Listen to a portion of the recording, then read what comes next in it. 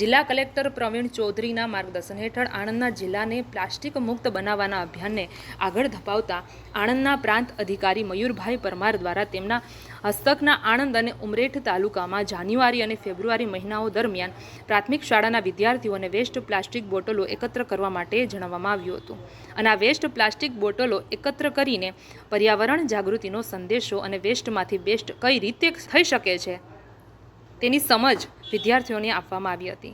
આણંદ અને ઉમરેઠ તાલુકાની પ્રાથમિક શાળાઓના વિદ્યાર્થીઓ દ્વારા અંદાજે 1 લાખ જેટલી વેસ્ટ પ્લાસ્ટિકની બોટલો એકત્ર કરવામાં આવી હતી.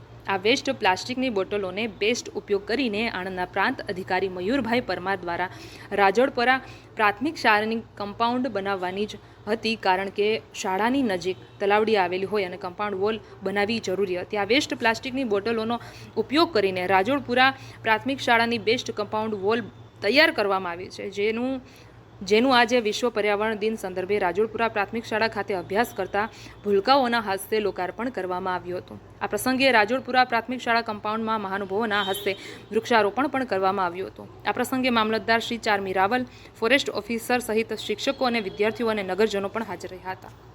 આપણે જાણીએ છીએ એવી રીતે જાન્યુઆરી અને ફેબ્રુઆરી મહિનામાં આણંદ તાલુકા અને ઉમરેઠ તાલુકાના તમામ વિદ્યાર્થી મિત્રો દ્વારા વેસ્ટ પ્લાસ્ટિક બોટલ કલેક્ટ કરવામાં આવી હતી.